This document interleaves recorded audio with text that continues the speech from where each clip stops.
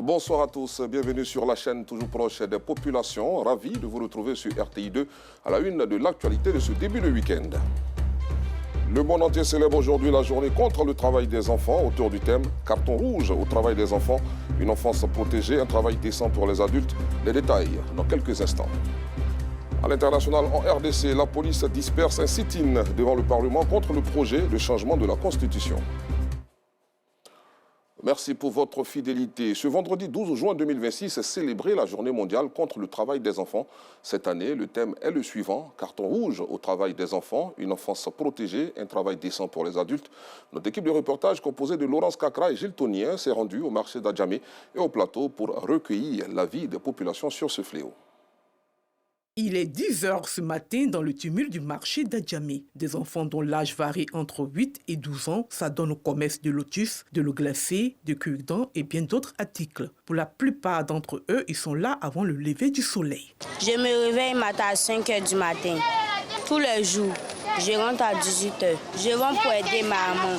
Ils savent qu'un enfant ne doit pas travailler. Je sais, les enfants n'ont pas le droit de travailler. Je travaille pour aider les parents. Mon parent n'a pas assez de moyens. Donc, je travaille pour payer mes fournitures scolaires. À quelques kilomètres de là, au milieu des bâtiments administratifs de la commune du Plateau, les passants sont catégoriques. Pour eux, la question ne se pose même pas. Un enfant n'a pas à travailler. Sa place est sur le banc de l'école. Le travail des enfants, franchement, c'est pas bon. Ouais. Les enfants, c'est pour aller à l'école. Franchement, ici, contre le travail des enfants. C'est pas normal que les enfants fassent les travaux pénibles. C'est pas normal. Donc les parents ne doivent pas accepter que les enfants fassent des travaux pénibles. Un enfant ne peut pas faire un travail dur parce qu'à la longue, ça peut agir sur lui. Les parents, quelle que soit la situation, ne doivent pas permettre à ce que les enfants fassent les travaux pénibles. Lorsque nous sommes encore enfants et puis nous sommes encore chez nos parents, c'est nos parents qui ont le devoir et le droit de prendre soin de nous. Et selon moi, je crois que ce n'est pas une bonne chose. Laisser les enfants se débattre tous seuls dans la rue, dans la nature, pourtant que les parents ils ont tous les membres complets. Laisser les enfants travailler, c'est pas une bonne chose. Tout enfant a le droit d'aller à l'école. Il y a des enfants qui peuvent aider les parents à la maison, mais tout enfant a le droit d'aller à l'école. Célébrée chaque 12 juin depuis 2002 par l'Organisation internationale du travail OIT, cette journée a pour but de sensibiliser le public, de mobiliser les gouvernements et de coordonner les actions internationales pour éradiquer l'exploitation des enfants. Dans le monde entier, des millions d'enfants sont privés de leur enfance parce que contraints d'exercer un travail mettant en péril leur santé et leur éducation, selon l'UNICEF. Restons avec Laurence Kakra pour parler cette fois éducation, célébration de l'excellence. Dans la commune de Songon, un établissement confessionnel islamique a célébré ses élèves le week-end dernier. Cette activité de fin d'année scolaire a été l'occasion pour le comité d'organisation de souligner l'impact positif de l'enseignement confessionnel islamique dans l'éducation sociale des enfants. Après une année scolaire de dur labeur, place à la récompense des meilleurs élèves. C'est ce à quoi s'est attelé cet établissement confessionnel islamique lors de sa traditionnelle journée de célébration de l'excellence. Occasion pour le président du comité d'organisation de souligner l'impact positif de ce système d'enseignement sur l'éducation sociale des enfants. Nous avons initié cette activité pour encourager les parents à inscrire les enfants dans les écoles confessionnelles islamiques pour qu'ils puissent apprendre les deux méthodes d'apprentissage, qui est le programme national et en dehors du programme national, et aussi apprendre aussi la religion et la langue arabe. Les enfants ont bien travaillé, vraiment ils ont assimilé les cours, vraiment ils ont prouvé aussi que vraiment ce qu'ils ont appris dans la classe, ils ont compris. Les participants encouragent l'initiative. Je suis très fier d'être là pour les soutenir. Le conseil que je peux leur donner, c'est de bien apprendre les leçons. Il faut redoubler d'efforts pour la formation de ces enfants, pour qu'ils puissent servir le pays qui est la Côte d'Ivoire et servir aussi la communauté musulmane. Les jeunes qui sont là, même si tu n'as pas allé à l'école coranique, de grâce, tu as été à l'école française, n'est-ce pas? Il faut apprendre le Coran. Même serait-ce que quelques sourates, il faut essayer de mémoriser ça. Même serait-ce que quelques hadiths du prophète alayhi salatu wa salam, il faut essayer de mémoriser ça. Ça peut t'apporter beaucoup de choses demain. Cette activité annuelle est une contribution à la promotion de l'excellence prônée par le président de la République, Alassane Ouattara. Éducation toujours, mais dans le nord du pays cette fois, à Tiéma, dans la région du Ourodougou, les enseignants des secteurs pédagogiques Lowou et Tiéma ont refermé leur année scolaire sous le signe de la cohésion sociale, de la reconnaissance et de la solidarité. Réunis autour de la fête de fin d'année de leur mutuelle, ils ont réaffirmé leur engagement pour une école plus performante et une citoyenneté mieux construite. Nous Sangaré. Ils sont venus célébrer une année de travail, mais aussi réaffirmer leur engagement pour l'éducation. Les membres de la mutuelle des instituteurs du secteur Lowou, la MISLO, se retrouvent à Tiéma, dans la sous-préfecture de Horofla, pour leur traditionnelle fête de fin d'année. Au cours de la cérémonie, les enseignants ont reçu plusieurs distinctions honorifiques, ainsi que des appuis destinés à améliorer leurs conditions de travail et celles des établissements scolaires. Placé sous le parrainage de Koulibaly Meke, cadre du Ourodougou et fils de Tiéma, cette édition est organisée autour du thème « L'instituteur, artisan de la cohésion sociale et de la formation du citoyen responsable ». Nous sommes réunis pour célébrer votre rôle unique et précieux. Dans le paysage complexe de notre société moderne, votre mission dépasse largement celle de simples transmetteurs de connaissances. Vous êtes des bâtisseurs d'une communauté soudée. Par votre engagement, vous façonnez les individus capables de vivre ensemble, d'apprendre les uns des autres et de s'entraider. L'institutrice et l'instituteur sont également des modèles. La cérémonie s'est achevée dans une ambiance conviviale. Une manière pour les mutualistes de clôturer l'année sur une note de fraternité et de renouveler leur engagement en faveur d'une école plus performante au service des générations futures. Au chapitre éducation toujours, à Koro, dans le département de Touba, région du Bafing, l'Union des sociétés coopératives rizicoles du Nord-Ouest a fait don de 15 tonnes de riz blanchi à la direction des cantines scolaires pour réduire la faim en milieu scolaire. Cette cérémonie s'est déroulée au groupe scolaire Amadouba Kalo, en présence de notre reporter Clément Boucaud. Par cet acte, l'Union des sociétés coopératives rizicoles du Nord-Ouest s'engage aux côtés du ministère de l'Éducation nationale, de l'alphabétisation et de l'enseignement technique à travers la direction des cantines scolaires pour permettre aux apprenants d'avoir accès à un repas chaud, équilibré, sain et nutritif chaque jour d'école. Le président Yeo Nawa donne ici le sens de ce don. L'école est le lieu où se construisent les rêves de demain. Cependant, pour qu'un enfant puisse étudier, se concentrer et réussir, son corps a autant besoin d'énergie que son esprit a besoin de savoir. Un enfant qui a faim ne peut pas donner le meilleur de lui-même en classe. C'est fort de cette conviction que nous tenons par le geste de ce jour à soutenir l'action formidable de la direction des cantines scolaires de Côte d'Ivoire. Il a exprimé l'engagement de sa coopérative dans la lutte contre la faim de midi, l'une des causes des mauvais résultats scolaires. Le sous-directeur en charge de l'approvisionnement, Jules Seibi, représentant à cette cérémonie le directeur des cantines scolaires, Jérôme Kobon Ayokwe, apprécie ce geste. Grâce à cet acte, vous répondez à l'épineuse équation qui est l'approvisionnement durable des cantines scolaires. Je profite de cette opportunité pour inviter, sensibiliser les cadres, les groupements de femmes, toutes les communautés à emboîter le pas à votre fêtière en se mobilisant autour des cantines scolaires pour une orientation scolaire pérenne. Le porte-parole des bénéficiaires, Koulibaly Assata, a affirmé que grâce à ce soutien, plusieurs élèves pourront manger convenablement à l'école, étudier dans de meilleures conditions et garder le courage de poursuivre leurs études. La cérémonie a pris fin par l'intervention du sous-préfet de Koro, Roger Kwasi, représentant le préfet de la région du Bafing. Autre chose à présent, les villages d'Alaoubazi et d'Angovia affichent un nouveau visage grâce au comité de développement local minier de la mine d'or de Yaouré. En 3 ans, cette structure a transformé le quotidien des populations à travers une vingtaine de projets concrets. Des précisions avec Yafolo Soro de Zana.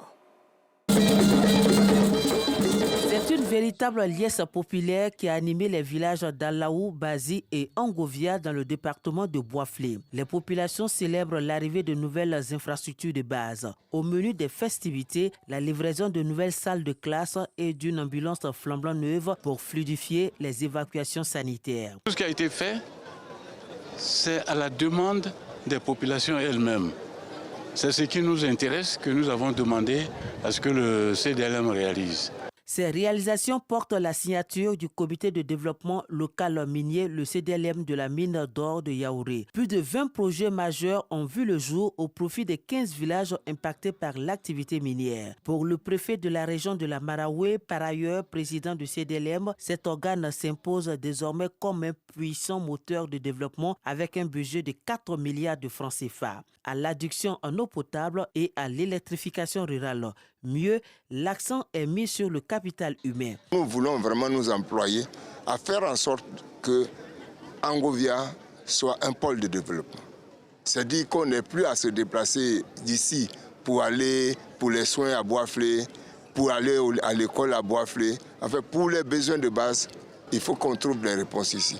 Les investissements du CDLM dans la localité proviennent d'une enveloppe alimentée à hauteur de 0,5% du chiffre d'affaires annuel de la mine de Yaouré, comme recommandé par le gouvernement ivoirien. Une manne financière qui permet de voir éclore des projets d'envergure pour le développement des localités impactées. Parlons autonomisation à présent. Les femmes étaient à l'honneur à Béléban et à Séguélon. Récemment, les maires des deux communes ont honoré les femmes rurales et citadines de leurs différentes circonscriptions territoriales afin de les encourager et booster leurs activités génératrices de revenus importantes pour l'économie locale. Le reportage de Théodore Zouzou dans nos prochaines éditions. Ouvrons la page religion de cette édition à Korogo. Une nouvelle mosquée a ouvert ses portes au quartier résidentiel. Un don de la famille Diabaté à la communauté musulmane du Poro. La remise des clés s'est tenue le vendredi dernier en présence des élus, des cadres ainsi que du représentant du cheikh Aïma Ousmane Diakité, guide des supérieurs des imams de Côte d'Ivoire. Le compte-rendu est signé Siekwasi. La mosquée est baptisée El Hadj Diabaté Abdraman. Elle comprend 2 niveaux.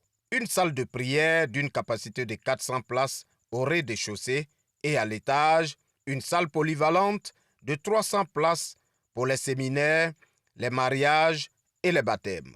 L'infrastructure est offerte aux fidèles musulmans de Korogo en reconnaissance au bienfait d'Allah et en mémoire à feu El Hadj Diabaté Abdraman, géniteur des donateurs de cette maison de Dieu. C'est vrai que nous sommes les initiateurs de l'édifice, mais c'est une mosquée pour la communauté musulmane.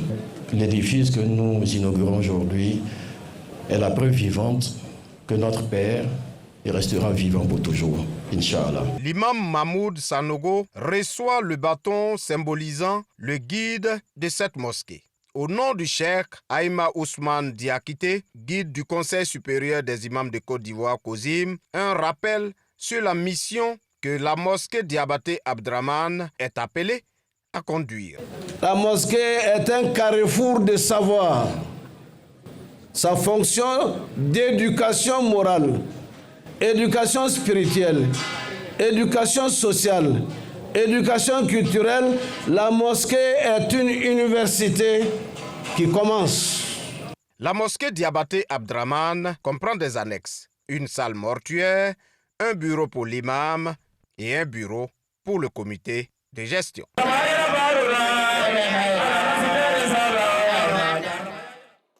Retour à Abidjan pour parler beauté. La finale de la première édition du concours de beauté d'engagement social dénommé Queen of Abobo a eu lieu le week-end dernier dans la dite commune. Cet événement, à la croisée du glamour et de l'engagement social, a mis en compétition une vingtaine de jeunes femmes. Il a été soutenu par la première magistrate de la commune d'Abobo, Kandia Kamara. Retrouvons Laurence Kakra. Ça y est, la reine du concours de beauté et d'engagement social dénommée Queen of Abobo est enfin connue. Désormais, Anne Kwadjo, nouvelle reine de beauté, incarne la confiance, la fierté et l'engagement pour le développement local. Un projet porté par le promoteur Seydou Dao avec une vision claire. Pour cette activité, d'abord, c'est de valoriser la jeune féminine de la commune d'Abobo et de montrer aux autres communes qu'à Abobo aussi, on a les filles talentueuses et les filles intellectuelles aussi. Ce soir, j'ai été la Queen of Abobo. Je suis très contente. Je tenais à vous dire de croire en vous, de croire en vos rêves. Ne laissez jamais quelqu'un vous effrayer. Cet événement culturel majeur de la commune a mis en avant la grâce, la discipline et le talent local des jeunes femmes. Le parrain salue l'idée. Il s'agit de soutenir le leadership féminin. À Bobo, la jeunesse a pris toute sa place dans les instances de décision. Et donc, nous sommes là pour accompagner cette jeunesse-là. Je voudrais saluer la mairie d'Abobo, à sa tête, Madame Kandia Kamara, qui nous a accompagnés depuis le lancement de King of Abobo. Ce concours, bien plus qu'un simple défilé de beauté, célèbre la force et l'élégance de la femme. Ce rendez-vous a été marqué également par la prestation de l'artiste Wesley qui promeut les talents locaux.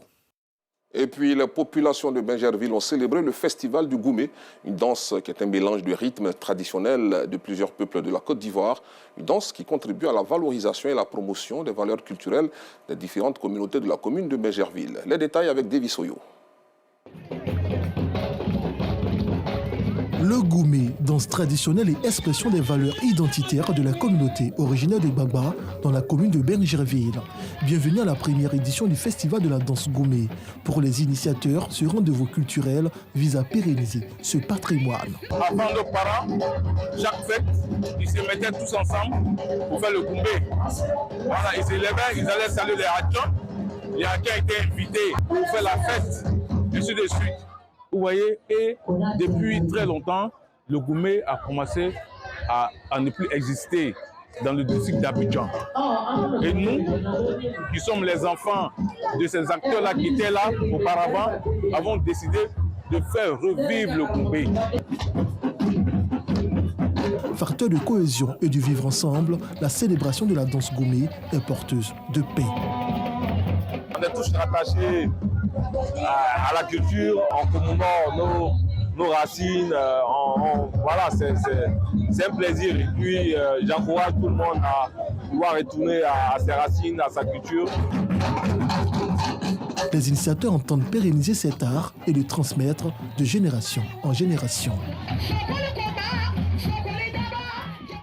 En sport, la planète foot vibre depuis hier au rythme du mondial 2026 et la ville de Bouaké ne veut pas rester en marge de cet événement qui est à sa 23e édition. Entre stratégie de mobilisation, mise en place d'une fan zone et dispositifs sécuritaires, les acteurs sportifs locaux s'organisent pour faire vivre aux populations une compétition à la hauteur de la passion du ballon rond. Le constat de Léon Brou dans nos prochaines éditions. À l'international, en RDC, l'opposition se mobilise contre le projet de changement de la Constitution porté par la majorité présidentielle. Elle accuse Félix Tshisekedi de vouloir se maintenir au pouvoir au-delà de son deuxième mandat qui expire en 2028. Ce matin, la coalition C64 voulait tenir un sit-in devant le siège du Parlement. Les autorités l'ont interdit à cet endroit jugé inviolable et l'ont délocalisé. Mais l'opposition a tenu tête et les forces de l'ordre sont intervenues. Point final, merci d'avoir suivi cette édition. Bon week-end sur RTI2.